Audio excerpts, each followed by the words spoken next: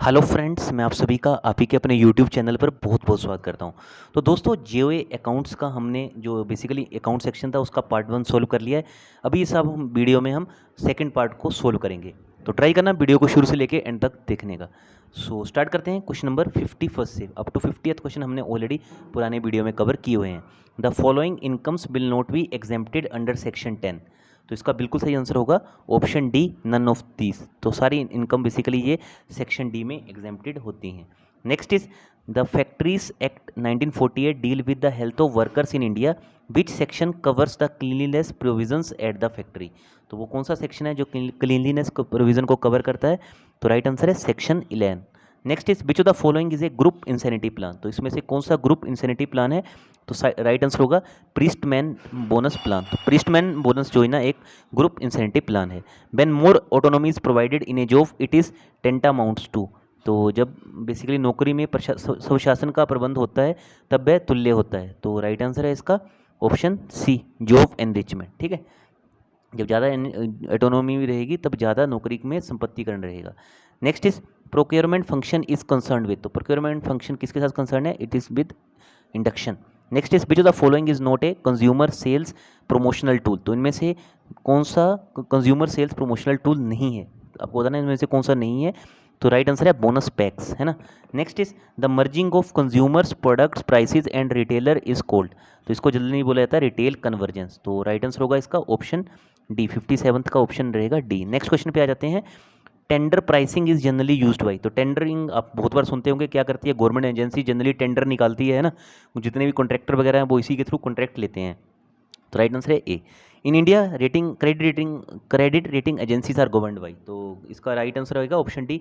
ना तो इसको आरबीआई रेगुलेट करता है और ना ही सेबी करता है, क्योंकि आरबीआई का काम है बैंकों को मॉनिटर करना और सेबी का काम है जितनी भी securities exchange board of India का काम क्या होता है, जितनी बीएससी एनएससी पर ट्रेडिंग होती है उसको मॉनिटर करना। Next is identify the accounting system that has a built in mechanism to report transaction at current cost at the date of reporting. तो राइट आंसर रहेगा इसका option C, inflation accounting. Next question पे आ जाते हैं, question number 61। A mutual fund without a sales charge is called as. तो mutual fund जिसमें कोई सेल्स चार्ज नहीं होता तो उसको क्या बोला जाता है? तो इसका राइट आंसर हो रहेगा option B, no load fund. A no load fund is generally a mutual fund without a sales charge, option B. Next is the common accounting software used for recording transaction and report is. तो कौन सा है वो? ये already मैं आपको शायद classes में भी करा चुका हूँ, टैली राइट आंसर है इसका। Next is the concept of demat was introduced in the Indian capital market in the year. तो ये कब इंट्रोड्यूस हुआ था? तो ये भी मैंने ऑलरेडी ये क्वेश्चन करवाया था आपको, 63rd का रहेगा 1996। Next is SEBI was constituted as a statutory and an autonomous body on. तो कब सेबी का यहाँ पे आप कह सकते हो स्थापना हुआ था? तो 64th का राइट आंसर रहेगा, ये भी मैं ऑलरेडी आपको वैसे करा ही चुका हूँ, मार्च 1992। ठीक है, याद रखना 64th का सी। 65th is this is a kind of an option. तो इसमें से कौन सा काइंड ऑफ ऑप्शन है? तो राइट आंसर है वारंट्स, लीव्स, बास्केट्स, सारे ही हैं। 65th का हो जाएगा डी। 66 पे आ जाते हैं, credit rating indicates. Credit rating क्या इंडिकेट करता है? रिस्क कितना है फाइनेंशियल इंस्ट्रूमेंट का। Next is what is the primary goal of financial management. तो फाइनेंशियल मैनेजमेंट के भी मैंने बहुत से टॉपिक कवर किए थे, तो ये सिंपल सा आंसर था, to maximise the owners wealth, option B. Next question पे आ जाते हैं। Next question is question number 68। The market value of share is responsible for. तो मार्केट वैल्यू होती है किसी शेयर की, that is responsible for the investment market. ठीक है, ये भी करवा दिया था मैंने question. Next is from the below mentioned items which are financial assets. तो इनमें से कौन से फाइनेंशियल एसेट्स हैं? तो इसका राइट आंसर क्या रहेगा? इसका राइट आंसर रहेगा बॉन्ड्स, है ना। Next is information that is used by investors for expecting future earnings is recorded in. तो ये किस में रिकॉर्ड की जाती है? तो it is recorded in annual report. Next is financial securities which can be changed into cash to their book value price are categorised as. तो इनको किस तरह से में कैटेगराइज किया जाएगा? इनको बेसिकली किया जाएगा जो cash to their value book value price में, तो बेसिकली ये होंगी कैश इक्विवेलेंट्स में। Next is deferred shares are generally issued to. तो डेफर्ड शेयर ऑलरेडी मैं बता चुका हूँ किसको इशू किए जाते हैं, they are generally issued to promoters, जो कंपनी के मालिक होते हैं, आप कह सकते हो। The official signature of company is called, जो कितनी बार मैंने रिपीट किया है, इसकी होती है common seal. The company is managed by the group of persons known as, तो कंपनी को कौन मैनेज करता है, तो बोर्ड ऑफ डायरेक्टर्स, है ना। कभी भी कंपनी का नाम आता है तो सबसे पहले ये पूछा था इसमें डायरेक्टर्स कौन है ना। Next is in trial balance which accounts with the normal balance, in trial account which account with normal balance is recorded at the credit side, तो क्रेडिट साइड में क्या आएगा, तो राइट आंसर है option D accrued expenses account. Which item influence to trial balance agreement, तो right answer है इसका option D partial omission of transaction. Next is when trial balance is prepared, तो trial balance कब prepare किया जाता है, at the end of accounting period. Next is 78th an investor invests in assets known as, तो ये simple सा question है, option C portfolio, ठीक है। एक निवेशक जिन आस्तियों में पूंजी लगाता है वह उसकी जनरली पोर्टफोलियो बन जाती है, मतलब कि पत्राधान। 79th पे आ जाते हैं, 79th का राइट आंसर क्या रहेगा, तो क्वेश्चन है in capital market line every investment is, तो it is generally infinitely divisible, 79th का रहेगा बी। 80th पे आ जाते हैं, the left hand side of the ledger account is refer to as, तो लेफ्ट हैंड साइड को क्या बोला जाता है जनरली, तो it is known as debit side, option C. Next is among this which item is used as the base for account preparing trial balance, तो इसमें से कौन सी आइटम बेसिकली यूज होती है फॉर प्रिपेयरिंग ट्रायल बैलेंस, तो right answer है इसका 81st का ऑप्शन डी लेजर अकाउंट, ठीक है। नेक्स्ट क्वेश्चन पे जाते हैं, sample is regarded as subset of, so sample is regarded as subset of option D population, है ना। तो जनरली क्या होता है, प्रतिदर्शा को क्या किया जाता है, जनसंख्या का उपसमुच्चय माना जाता है। Next is the difference between statistic and the parameter is called, तो क्या डिफरेंस को क्या बोला जाता है, सो इसको जनरली बोला जाता है सैम्पलिंग एरर, ठीक है, ऑप्शन बी, ठीक है। 82nd का डी था और 83rd का बी रहेगा। Of the following method which is probably sampling method, तो इनमें से कौन सा सैम्पलिंग मेथड है, तो 84th का रहेगा right answer C simple random. Next is which the following is not an economic activity, इनमें से कौन सी इकोनॉमिक एक्टिविटी नहीं है जिससे कोई पैसा जनरेट नहीं होता है ना। इकोनॉमी का मतलब ही क्या हो, जिससे यहाँ से पैसा जब जनरेट हो, ऐसी कोई गतिविधि, तो सोशल सर्विस, सिंपल सा आंसर था। Oil refiners and sugar mills are classified under pitch industries, तो ऑयल रिफाइनर्स ये किसके अंडर आएंगे, तो ये आएंगे सेकेंडरी इंडस्ट्रीज़ के अंडर, तो याद रखना 86 का रहेगा ऑप्शन ए। 87th पे आ जाते हैं, in which occupation do people get salary और wages in return of their work, तो ये सिंपल सा ही क्वेश्चन है, ये तो जनरल अगर आप करोगे एम्प्लॉयमेंट में ये होता है, 87th का रहेगा A. Next is which the following is not a management function, तो इसमें से कौन मैनेजमेंट फंक्शन नहीं है, तो प्लानिंग भी है, स्टाफिंग भी है, कंट्रोलिंग भी है, कोऑपरेटिंग नहीं है ना, it is not a management function.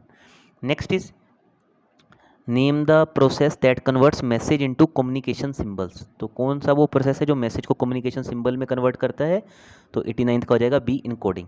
In how many ways cost classification can be done, cost की क्लासिफिकेशन हम कर सकते हैं लगभग, इसके मैनी वेज हैं, है ना, कोई ऐसा नहीं है कि एक या दो वेज है, काफ़ी वेज से हम कर सकते हैं।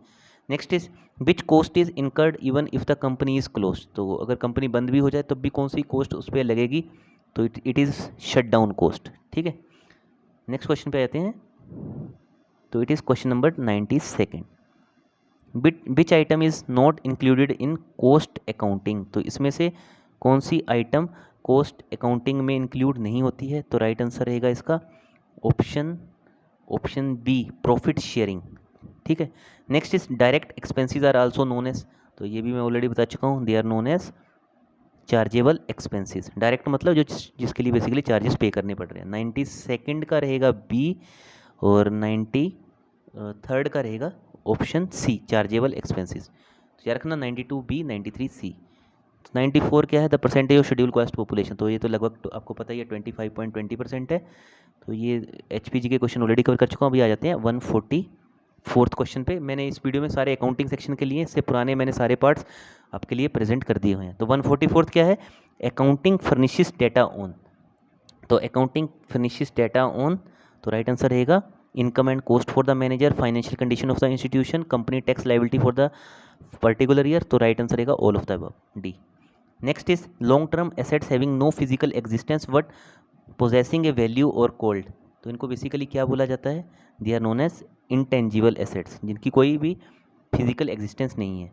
The debts which are to be repaid within a short period, तो कोई ये तो आपको सिंपल सा क्वेश्चन ही पूछ लिया है। तो 146 का ये आंसर रहेगा करंट लाइबिलिटीज। तो दोस्तों अगर मैं कहूँ कि ये पेपर का लेवल क्या था, तो लेवल मुझे ये लगा मॉडरेट टू हाई। ठीक है, मॉडरेट टू काफ़ी हाई लेवल लग रहा था जितने भी क्वेश्चंस देखने को मिले हैं।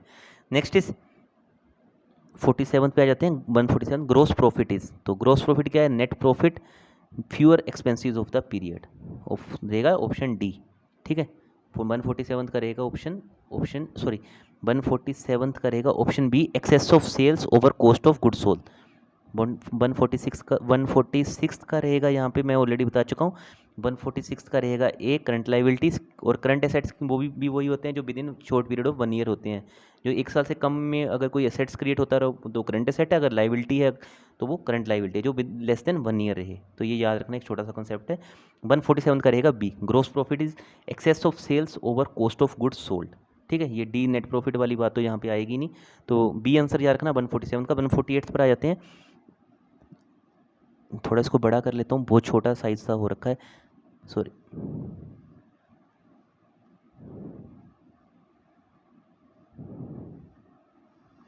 In order to find the value of closing stock during the end of financial year, we हम क्या करते हैं? तो राइट आंसर रहेगा option A, do this by stock taking. ठीक है, राइट आंसर है 148 का A. Next is the charge of placing commodities into a saleable condition should be charge to, तो किसको चार्ज की जाएंगी? तो राइट आंसर है पी एंड एल अकाउंट। ठीक है, 148 का ए है, 149 का B. Supplier personal accounts are seen in, तो सप्लायर के पर्सनल अकाउंट कहाँ देखे जाते हैं? तो 150 का रहेगा D, purchase ledger. Discounts received are, तो discount received are generally deducted by us when we pay our accounts, option C. 151 का C. 152 sales invoices are first entered in, sale invoices को कहाँ एंटर करेंगे? सेल जनरल में, B option रहेगा। Next is it is required to maintain fixed capital then the partners share of profit must be, तो partners share of profit को क्या हो जाएगा? So it must be credited to partners current account. 153 का रहेगा B option. ठीक है, 154 is देगा बी ऑप्शन। ठीक है, in case of partnership the act of any partner is, तो act of any partner is binding on all partner. ठीक है, पार्टनरशिप का मतलब क्या हुआ कि एक पार्टनर का एक सभी पर बाइंडिंग रहेगा। The relationship of partner with the firm is that of an, तो generally it is an owner and an agent. Next is every partner is bound to attend diligently to his in the conduct of business, तो right answer रहेगा 156 का सी, duties है ना, सारी duties conduct करेगा। 157 on 1 June a partner introduce in the firm additional capital ₹50,000 in the absence of a partnership deed on 31 March 2020 he will receive interest, तो उसको कितना इंटरेस्ट मिलेगा? तो राइट आंसर रहेगा 0। ठीक है, पार्टनरशिप इसका आंसर रहेगा 0। Next is 158 a partner introduce additional capital of ₹30,000 sorry and advanced a loan of ₹40,000 to the firm at the beginning of the year, partner will receive years interest, तो कितना interest मिलेगा? तो दोस्तों ये सारे numerical मैं एक अलग से वीडियो बना के कवर भी जरूर कर दूंगा। अगर आपको लगता है कि एक अलग से मैं वीडियो बना दूँ तो कमेंट कर देना, मैं एक अलग से वीडियो भी बना दूंगा जितने भी न्यूमेरिकल सेक्शन पे क्वेश्चन रहेंगे उसमें। तो इसका रहेगा राइट आंसर 158 का A. 159 is A and B are partners in a firm, A's capital is ₹70,000, B's capital is ₹50,000, firm's profit is ₹60,000, B's share in profit will be. Simple सा question था, इसका राइट आंसर रहेगा option D 30,000। ये simple से question है, ये ratio and proportion से मैं सारे क्वेश्चन आपको करवा दूंगा पार्टनरशिप वाले। Next is equity shares can not be issued for the purpose of, तो equity shares can not be issued for the purpose of distribution of dividend, right answer रहेगा 160 का डी। 161 पे आ जाते हैं। रिजर्व कैपिटल, एक second, reserve capital is also known by, तो reserve capital को किस नाम से जाना जाता है? तो इसका रहेगा right answer option D. Next is in case of private placement of shares the lock in period is, तो लॉक इन पीरियड कितना रहता है? 3 ईयर्स का। याद होगा आपको जब एसबीआई ने येस बैंक डूबने वाला था, तो जो भी उनके उस टाइम पे शेयर होल्डर थे जिन्होंने उस टाइम पे शेयर लिए थे वो लॉक इन हो चुके हैं 3 साल के लिए। तभी कहता हूँ अगर आप मार्केट न्यूज़ को भी कंटिन्यूसली फॉलो करते हो तो ऐसे क्वेश्चन आप इजीली अटैम्प्ट कर जाओगे। As per SEBI guidelines application money should not be less than, तो application money should not be less than of the issue price of each share, तो कितने से लेस नहीं होनी चाहिए, तो 163 का रहेगा 25%। A company issues 50,000 shares of ₹20 each at 5% premium, ₹10 were payable on application and balance on allotment. What will be the allotment account? तो अलॉटमेंट अमाउंट अकाउंट क्या होगा, 164 का रहेगा B option 5,50,000। Next is quick ratio और asset do not include. ये तो already आपको पता ही होगा, सिंपल सा क्वेश्चन है, prepaid expenses. Current assets ₹40,000, current liabilities ₹2 lakh, sorry current assets ₹4 lakh, current liabilities ₹2 lakh and inventories ₹50,000। Liquidity ratio निकालनी थी आपको इसमें, सिंपल सा क्वेश्चन है, ऑप्शन ए आंसर रहेगा। Fixed assets of a company increase from ₹3 lakh to 4 lakh, what is the percentage of change? Simple सा I think ये question था। 167 का ऑप्शन रहेगा D, 33.3%। Next is payment of income tax is considered as. तो payment of income tax को generally क्या बोला जाता है, तो it is generally known as indirect expenses. Next is what is gross profit plus material consume. Gross profit plus material consume को क्या बोला जाता है, so it is known as revenue from operations, option C. अभी आ जाते हैं last question की तरफ। Maximum number of members in A private companies, तो ये भी ऑलरेडी डिस्कस किया हुआ क्वेश्चन है। तो मैक्सिमम नंबर कितने हो सकते हैं, 200 हो सकते हैं, ठीक है, 200 ये ऑलरेडी मैं आपको करवा भी चुका हूँ। तो चलिए दोस्तों, इस वीडियो में इतना ही था। आई होप वीडियो अच्छी लगी होगी आपको। वीडियो अच्छी लगी होगी तो लाइक शेयर और सब्सक्राइब कर देना।